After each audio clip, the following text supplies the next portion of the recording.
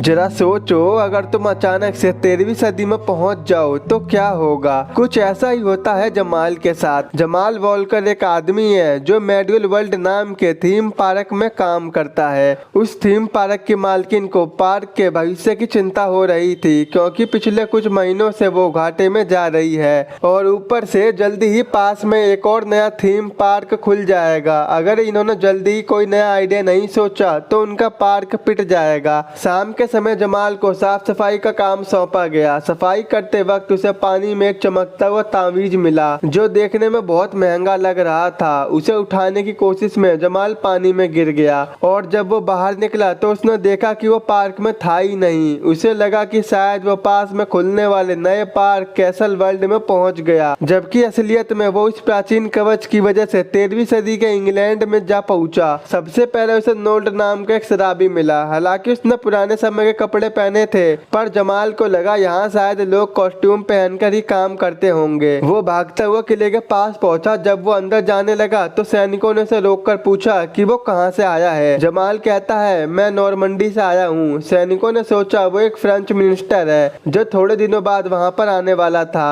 उन्होंने उसे अंदर जाने दिया। किले के अंदर के सभी लोगों को 13वीं सदी के कपड़े पहना देख वो थीम पार्क वालों से इम्प्रेस हो गया। उसे अब तक समझ में नहीं आया था कि वो अपने समय से पीछे के समय में आ गया है। अचानक उसकी नजरें एक विक्टोरिया नाम की खूबसूरत लड़की पर पड़ी। जब जमाल ने उससे बात करने की कोशिश की तो सेनापति पर्सिवल वहाँ पर आ जाता है। वो अपनी ताकत और वर्दी का गलत इस्तेमाल करता था। उसकी हरकतें तो ऐसी थीं कि मानो वहाँ की सारी औरतें उसकी रखेल थीं। जमाल को यह बात पसंद नहीं आई और उसने गुस्से में कहा, बेटे ढंग में रह ले वरना मैनेजर से कंप्लेंट कर दूंगा तेरी। सेनापति ने अपनी तलवार बाहर निकाल ली, लेकिन जमाल को लगा ये तो नकली है, इससे क्या डरना। सेनापति के सामने उसकी बहादुरी देखकर सभी लोग उससे इम्प्रेस हो गए। इसके बाद उसे राजा के सामने ले जाया जाता है। मालूम पड़ा कि राजा ने अपनी बेटी रेजिना की शादी नॉर्मंडी के राजकुमार से तय कर रखी है। उन्हें लग रहा था कि जमाल नॉर्मंडी फ्रांस से आया है, जबकि वो अमेरिका की नॉर्मंडी से था। जब उससे पूछा गया कि राजकुमार यहाँ कब तक पहुँचेंगे तो जमाल ने ऐसा ही कोई भी तारीख बोल दी।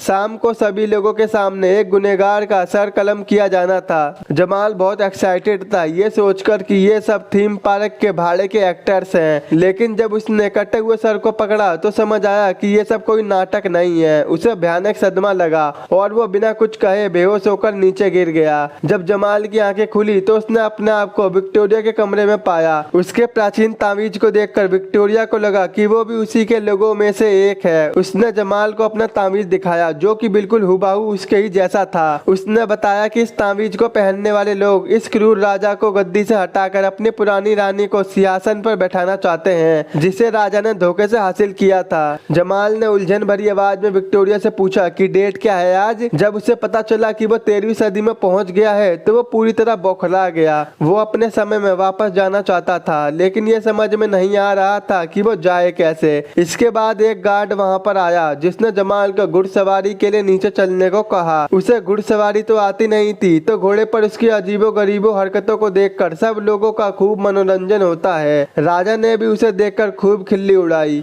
और उसे रात को होने वाली पार्टी में भी बुलाया। रात को पार्टी में जमाल ने प्रभु देवा की तरह ठुमके सुमके लगाए।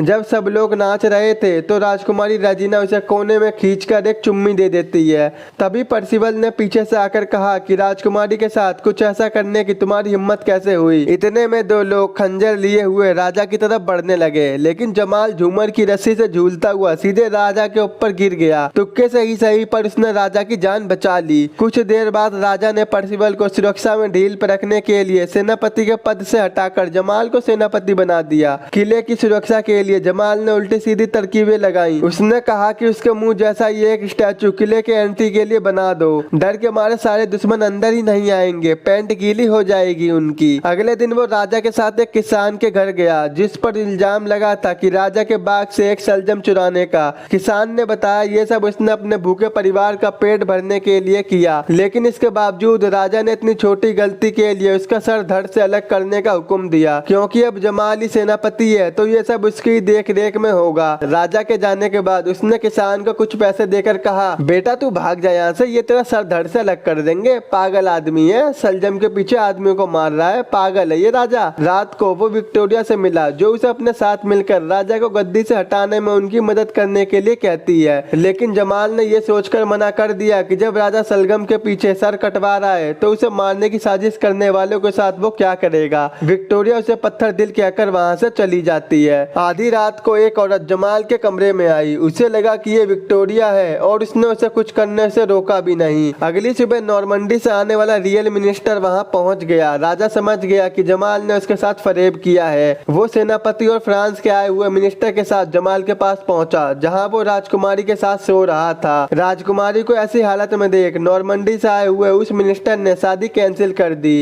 राजा ने जमाल को उसे मारने की कोशिश करने वाले दोनों अपराधियों के साथ काल कोठरी में बंद कर दिया। बातचीत के दौरान उन्होंने जमाल को लीजेंडरी ब्लैक की कहानी सुनाई, जिसमें एक खतरनाक ड्रैगन को मारकर मुंह से आग उगलने की ताकत को हासिल किया था। अगले दिन उन सभी को एक्सीक्यूशन के लिए सबके सामने लाया गया। अपनी गर्दन बचाने के लिए जमाल जोर जोर से चिल्लाने लगा कि वो भविष्य से आया हुआ एक जादूगर है और अगर उसे खरोच भी आई तो वो सबको जलाकर राख कर देगा। अपनी बात को साबित करने के लिए उसने लाइटर को जलाने की कोशिश की, लेकिन वो जला ही नहीं। जब उसका सर कटने वाला था तभी अचानक जल्लाद के गले में सेब का एक टुकड़ा फंस गया। सबको लगा कि जमाल ने उस पर कोई जादू किया है। जमाल भी हाँ में हाँ मिलाते हुए कहता है कि अगर उन्होंने उसे मारने की कोशिश की तो वो उन सबका भी यही हाल करेगा। अचानक वहाँ आग भी लग जाती है, जिससे लोगों को जमाल की शक्तियों पर पूरा भरोसा हो गया। असल में बागियों का एक दूत अपने लोगों को किले से बाहर निकालने के लिए किले के बाहर से जलते हुए तीर मार रहा था। विक्टोरिया की मदद से वो तीनों वहाँ से सही सलामत निकल गए। जमाल फिर से नोल्टी नाम के उसी शराबी से मिला।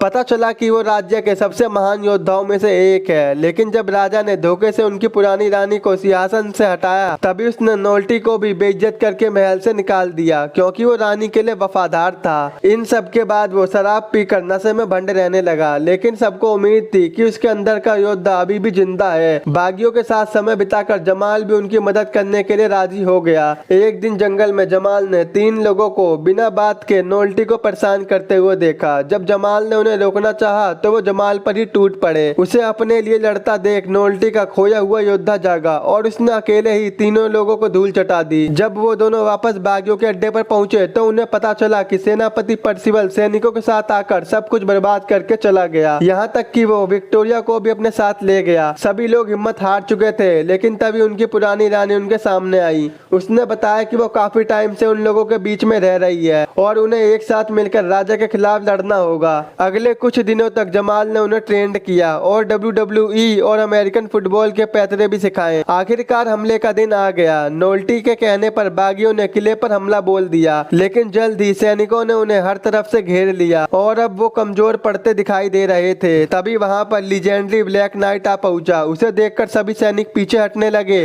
वो अपने मुंह से आग फेंक रहा था। सभी को लगा अब तो उनकी जीत पक्की, लेकिन तभी वो ब्लैक नाइट अपने घोड़े से गिर पड़ा। जब उसका हेलमेट गिरा तो पता चला कि ये कोई ब्लैक नाइट नहीं है बल्कि जमाल है। ना जाने कैसे, लेकिन जमाल के सिखाए गए पैतरे काम कर रहे थे। दूसरी ओर पर्सिवल ने घबराए हुए राजा को धक्का देकर किले से नीचे फेंक दिया, क्योंकि वो खुद ही राजा बनना चाहता था। उसने नोल्टी को भी तीर मार कर घायल कर दिया। फिर विक्टोरिया की आवाज सुनकर जब जमाल उसे बचाने पहुंचा तो उसके और पर्सिवल के बीच लड़ाई छिड़ गई। हैरानी की बात तो ये है कि जमाल उस पर भारी पड़ रहा था और नोल्टी के सिखाए गए पैतरों से जमाल ने उसे हरा दिया। वो विक्टोरिया के बंदे हाथ खोल रहा था तो पीछे से पर्सिवल चुपके से उसकी ओर बढ़ा और इससे पहले वो जमाल पर हमला करता नोल्टी ने एक तीर को उसके शरीर के पार कर दिया। आखिर में बागियों की जीत हुई और जमाल सबका हीरो बन गया। वो समझ गया था कि उसका काम यहाँ पर पूरा हो गया है। उसने सबको अलविदा कहा और अचानक से उसकी आंख 21वीं सदी में खुली।